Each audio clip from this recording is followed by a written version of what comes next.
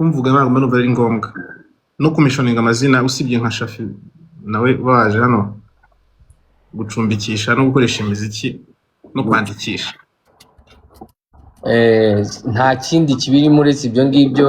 Njye muhungu ukuntu twanamenyanye natangiriye umuziki muri diaspora nari hano mu Rwanda, abantu benshi nyine ntago bari banzi, so byari byoroshye gucreate nyine ibintu by'inkuru bidafatika kugira ngo bagire ikintu nyine bansanisha nacyo, you know. Ottawa twari duturanye muri Ottawa bateruye imbuto bazikubita ibicuba tuyu muntu nuwahe ko dusaze, ariko Shafi kugeza amasantu tugaragariza umukobwa mukundana. Video ndi kuririmba indirimbo nkoresha abajama muri video.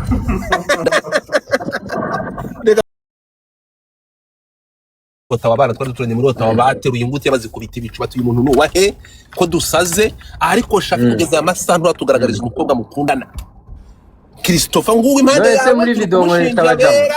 Urumva so kubana ibi bintu iyo nkoze video ndi kuririmba indirimbo nkoresha abajama muri video. Reka kuvanga akazi n'ubuzima bwawe. Bamara nkoresha umuvixen n'umujama. Oya. Okay, ngaho dushirireho umuco musabi, dushirireho umuco hanyuma dukomezanye na album y'umusaza. Njyewe ukuntu nteye, I think ndeba abantu mu buryo buri human form, ntago ndeba imyumvire, imyemerere, preference n'ibiki. Njye nkunda abantu muri in general.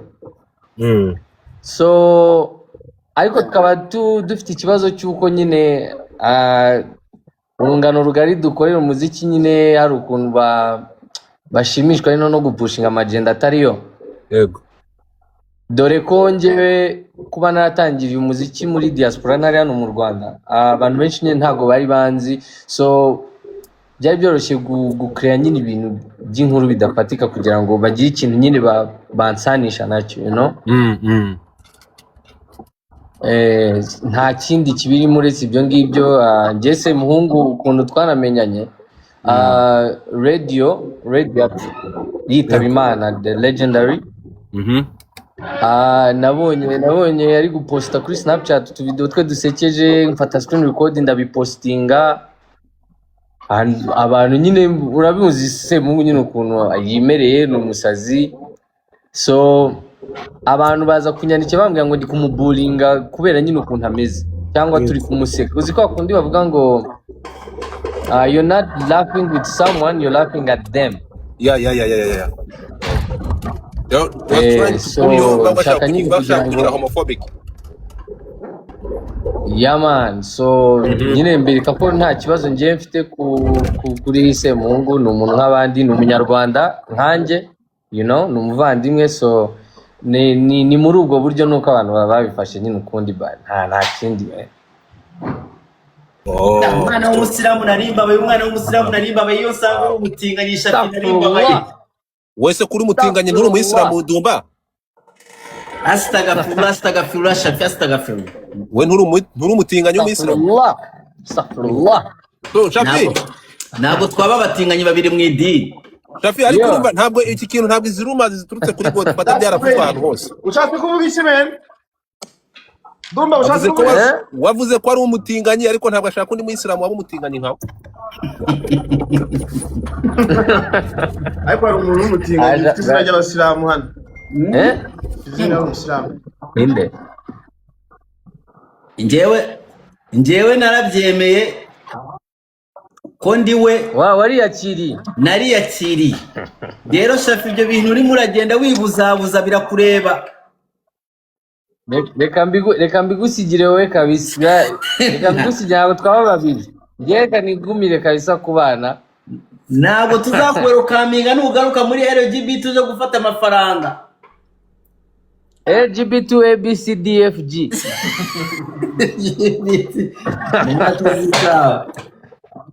Urachafite question za mureke kino debate kibire n'abantu me. No, nani Shafi. Abonye yanjye none nasha iki kintu cyahoraga kindya. Sentiment. Iki kintu cyahoraga kindya nshaka kuzakibaza Shafi. urumva nshaka kuzakubaza iki kintu kuko urukumva iyo ibintu byagiye kuriya mbere buri haruko nanjye burameze nk'umuntu mfitemo ukuntu meze mfitemo ibisazi mbere nabanje kwiyumvamo nyine nko barabatse ngo ni gati gato yaturukaye ariko none bakanabwira ko wiyemera wirata ariko nyuma nza gusanga ntari biryawe abantu bigeze kunyura gutya nsanga ntari biryawe uri umuntu muzima urumva umugabo yase n'uwuhe hite ebyiri oya no bro shafarakoze kuva afite hite ebyiri izo yabafite zose shafarakoze dumba iyi industry mazimo igihe gito ntago wamenya uburejande bwanjye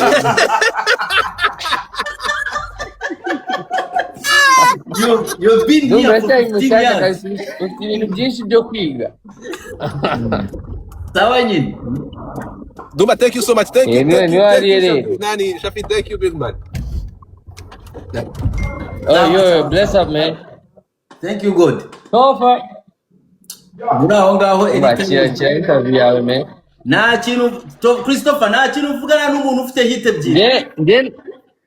Ndashaka kujoininga nanjye mbaza uyu mujama ibibazo. Oya. Munyemvite. Dumba, ntukafate underground ngo uze n'abastari. Thank you so much.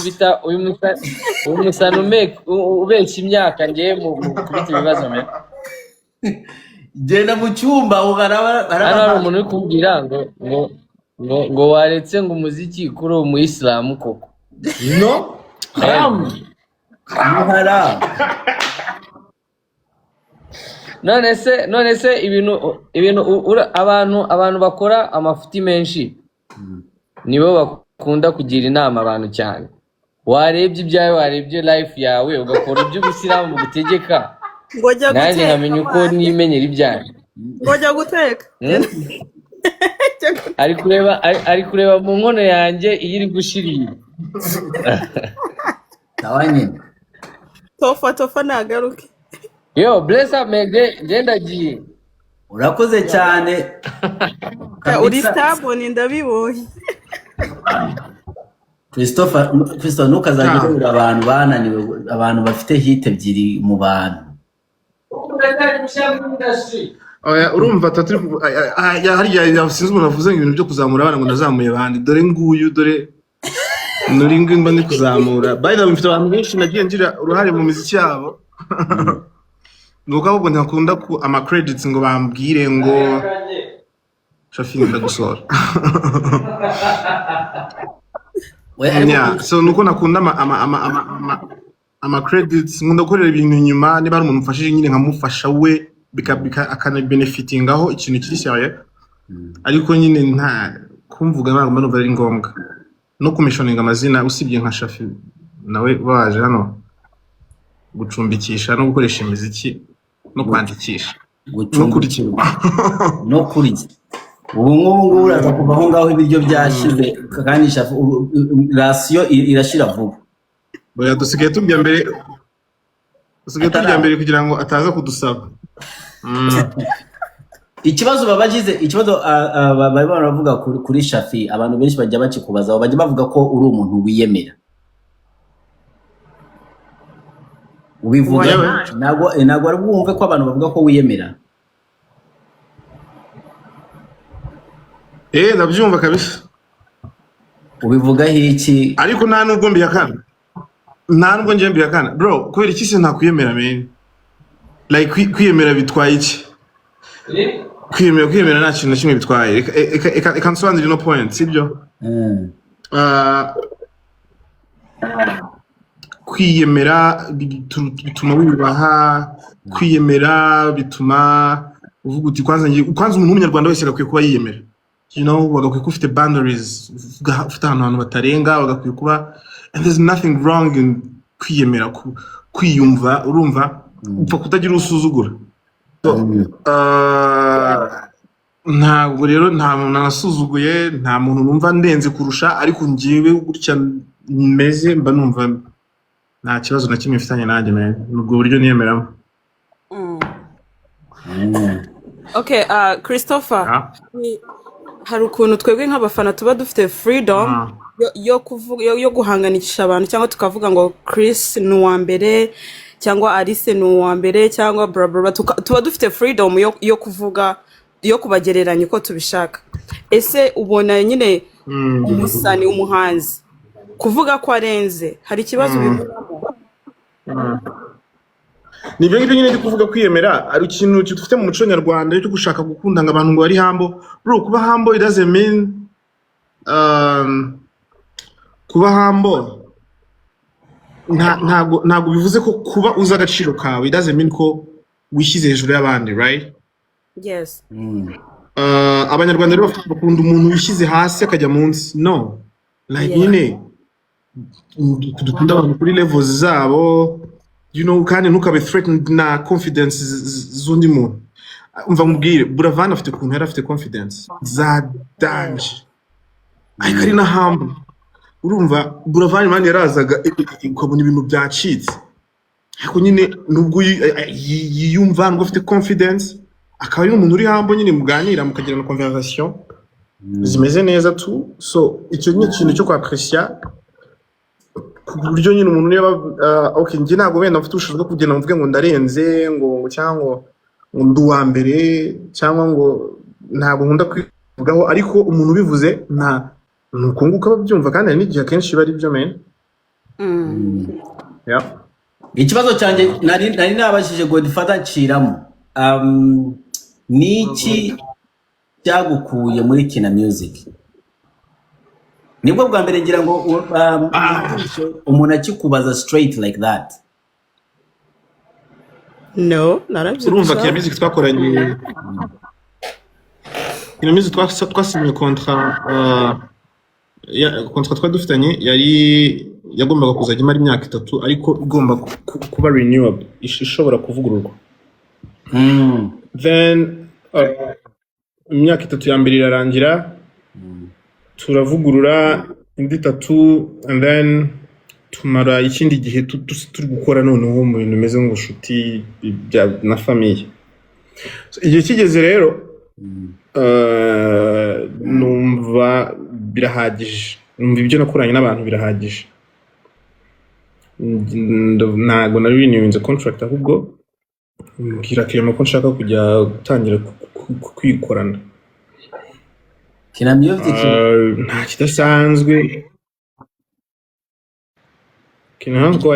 Igihe wabaye muri Kina Music hari hit wakoreyeyo? Iyihe? Nyinshi cyane. Actually nakoreyeyo album yose ya hit, iriho za iri joro, iriho za habona, iriho za ndabyemeye, iriho za uwo munsi, iriho abasitari, iriho nakoreye mfite amahits menshi cyane nakoreye. Abantu bajya bavuga ko impamvu bavuyeyo nuko bajyaga bashyira Knowless imbere wowe bakakwihorera.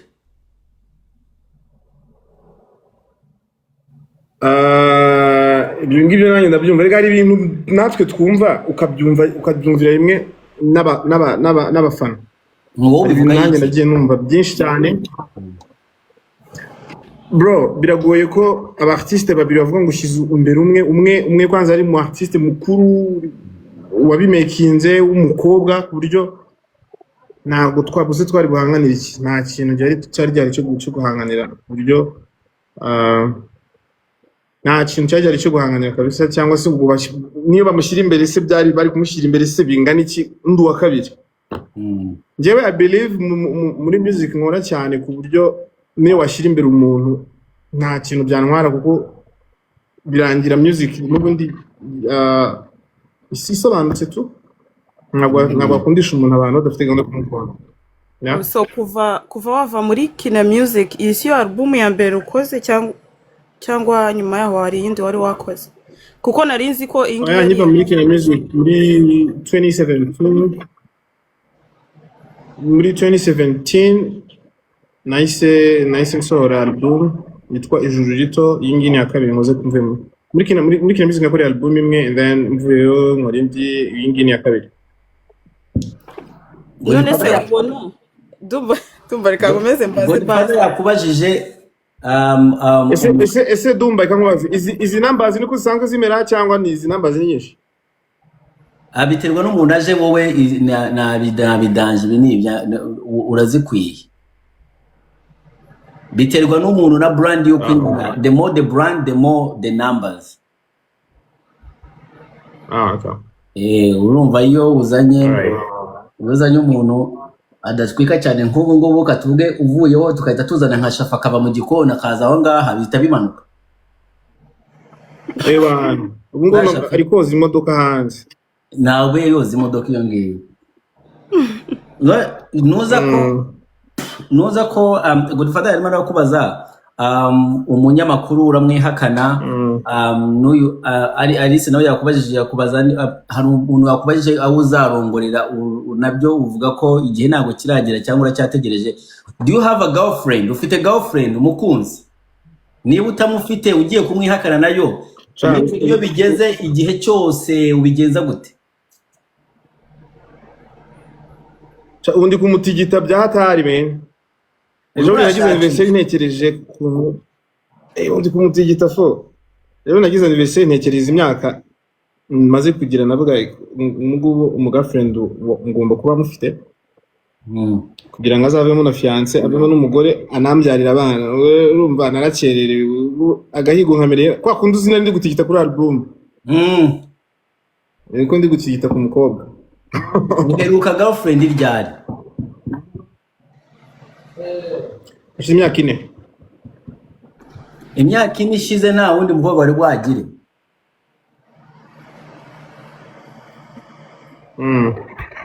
Umaze imyaka 4 yeah.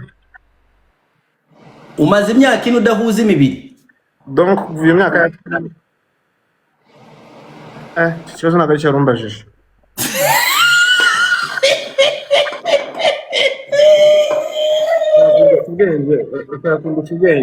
Bamwita Tofa. Uwo ni we Dumba ntabwo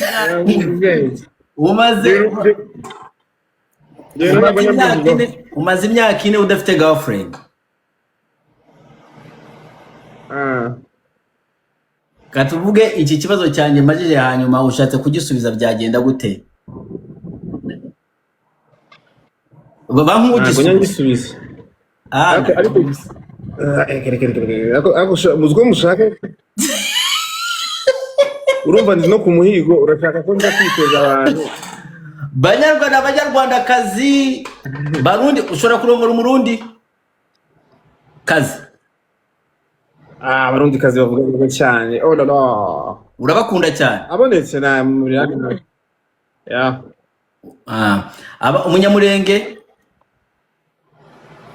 Abanyamurenge bo n'abantu bandi cyane. Jewe ndi flexible apfa kuba ari umuntu akaba n'umukobwa. Abanyarwandakazi umuzungu kazi. Koze nshobora kuguha pasi y'umuzungu hano mu Québécois. Bakebekwa bagira accent y'igifaransa iri bizarre ariko twareba ibyabo. Banyarwandakazi barundi kazi banyamurenge kazi n'abanyamasisi murimo Christopher ari single and searching. Siko mbivuze neza ra single and searching. Cyane kabisa. Nk'ubu haramutse havuyeho umukobwa hano akaza akavuga ati Christopher njyewe ndaje ndizanye wabigenza gute? Ariko nanone hari aho bigomba kubanza guca kamera mukagomba kuza tukamenyana. We can spend some time together tukareba icyava ariko nyine sigo. Agomba kubaho isuzumwa. Waba nkaho kuzaniye umukobwa ukamusuzuma kakanya. Berega barahari ubu ngubu nkamuzamura ukamusuzuma. Ibyo ni bya bindi bitabera mu Rwanda. Dumba wareka tukavuga ku muziki. Dumba gerageza usuzume. Ukuntu icyo gice Dumba gikunda. Dumba ndashaka kumanaginga. Oya Christopher nesi poranze si bisanzwe. Amalive yawe yose ewananja nkumva muri kubwira umukobwa ngo hindukira turebe ari gendere shisho ringa ku mana yanje. Izo ni live nakoraga kuri Instagram narabiretse ibyo bintu nge ubu nsigaye mbaza ibibazo bijyanye n'umuziki gusa. Uko ye uwo no umuziki warusubiye kuri Instagram tugaruke kuri TikTok please. Muri 2026